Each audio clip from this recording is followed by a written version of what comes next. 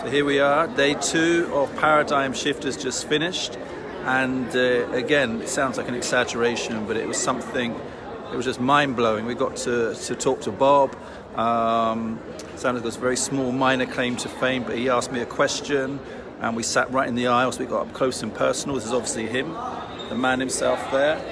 And a lot of people wonder, why do people come to these seminars? Why do people, want to learn this stuff? Because everyone you speak to that's been to these events, that studies with Bob, that really takes this information and implements it into their own life, has just produced extraordinary results. We saw people today who've, won Oscars, Emmys, Tonys, simply from taking this information and putting it into practice in their own life. And we met Sandy Gallagher, which was a dream come true, talking about how she used to be she was an attorney doing mergers and acquisitions. She joined Bob, and now she's his right hand, not man, woman, and she's running the business, his CEO.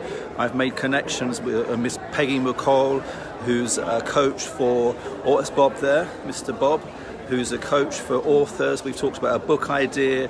I've met people from other direct marketing companies who we're going to be talking to join our business. Bob is coming to the UK in February 28th, 29th. So if you're thinking of changing your life, you really want 2020 to be the year that you finally get off your backside and really start living the life that you dream of, rather than the one you've been settling for all these years. It sounds an exaggeration, but most of the people on this listening to this will be living the life they didn't really dream of when they were younger. And the reason we don't stop to question that is we're just so used to doing it and, conforming like everyone else. And then we think, it's not great, but it's better than nothing, and you just get stuck in that way of living. But if you really stopped for a while and you sat down quietly, put some music on and thought, what do I really, really want? What do I really want? Without any limits, no limits. Don't think about how, don't think about the money, don't think about circumstances. Just think, if all things were equal, if I could wave a magic wand, what would my life be like? What would I be doing? And I can promise you, I can almost guarantee you, it wouldn't be what you're doing now. It wouldn't be what you're doing now. Steve Jobs once said, if I wake up and I look at myself in the morning and for too many days in a row, I'm not doing what I love, then I know it's time for a change. And the problem is most of the people listening to this have been doing what they don't love for many years in a row. And what happens then? You get used to it. It becomes a habit, and you think you can't change. You think life has to stay like this. Well, I'm so blessed. I thank God every day that I found this information 3 years ago, and it's changed my life, not just financially, because money is the kind of fruit, but in many, many ways. When your awareness is raised, you realize how wonderful life can be. You start to live a life of freedom, of creativity, abundance. So it's day 2, and tomorrow is our last day.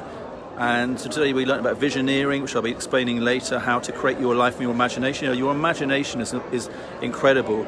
Every single thing that we see around us in this room, for example, once existed in someone's mind. Everything comes from our imagination, our creativity. So day 2 is finished, and if you're listening to this, then really I just recommend that you stop for a while and question, beliefs. Why are you doing what you do? Is that it? Is that really all there is to life? And if you think that's not what you really, really want in your heart's desire, stop and think, what do I want? The problem is most people are scared to really admit what they really want, because if they do, they might have to upset a few people. We might need to start sort of getting out of our comfort zone. And sometimes when we have families, kids, partners, whoever it is, friends, sometimes they're going to be the people who really discourage us, because they can't understand why we have that dream, why we have that vision.